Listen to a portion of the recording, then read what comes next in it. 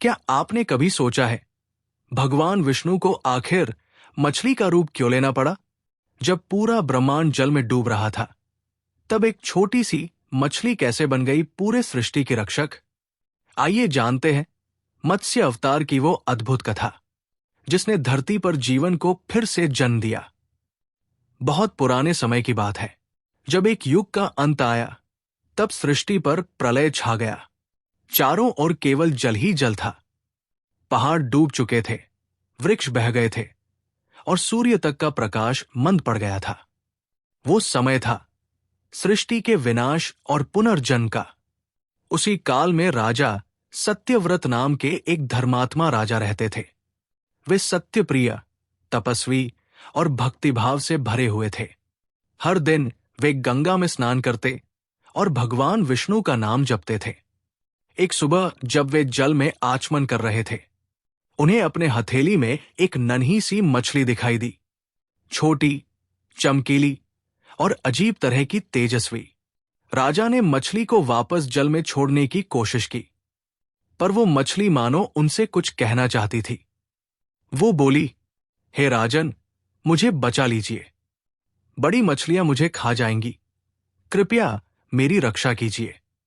राजा सत्यव्रत उस बोलती मछली को देखकर अचंभित रह गए।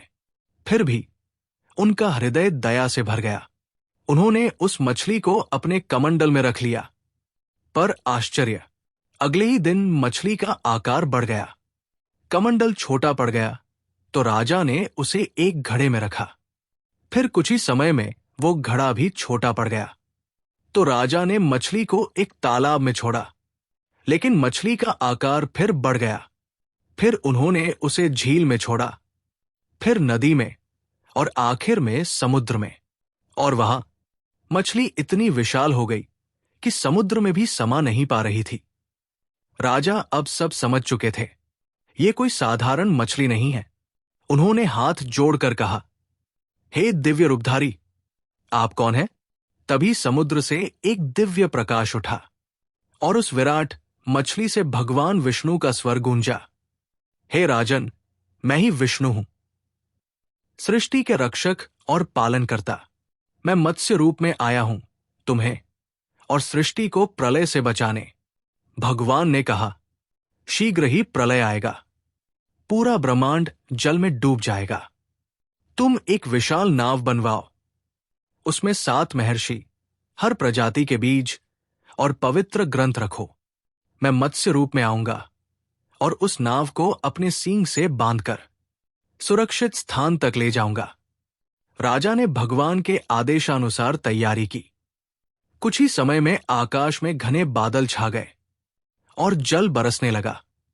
ऐसा लगा जैसे स्वर्ग से सागर बरस रहा हो। पहाड़ डूब गए, वन बह गए और पृथ्वी एक विशाल सागर में बदल गई। राजा मनु ने नाव में 7 ऋषियों को बैठाया। पशु पक्षियों के बीज, औषधियां और ग्रंथों को सुरक्षित रखा और प्रार्थना करने लगे, हे मत्स्य भगवान, अब आपकी प्रतीक्षा है। तभी सागर की लहरों को चीरते हुए एक दिव्य, स्वर्णिम, तेजोमय मछली प्रकट हुई। उसके विशाल शरीर से प्रकाश निकल रहा था और उसका शिंग स्वर्ग तक फैला हुआ था। राजा ने उस नौका को मत्स्य भगवान के शिंग से बांधा। भगवान ने नाव को खींचते हुए उसे सुरक्षित स्थान हिमालय की ऊंचाइयों तक पहुंचा दिया। प्रलय समाप्त होने पर भगवान विष्णु ने मनु को आशीर्वाद दिया, अब नई सृष्टि का आरंभ करो, धर्म और करुणा के मार्ग पर चलो, यही इस युग का पुनर्जन्म होगा। राजा मनु से ही आगे चलकर मनुष्य जाति की उत्पत्ति हुई और इस प्रकार भगवान विष्णु ने मत्स्य अवतार लेकर सृष्टि को विनाश से बचाया।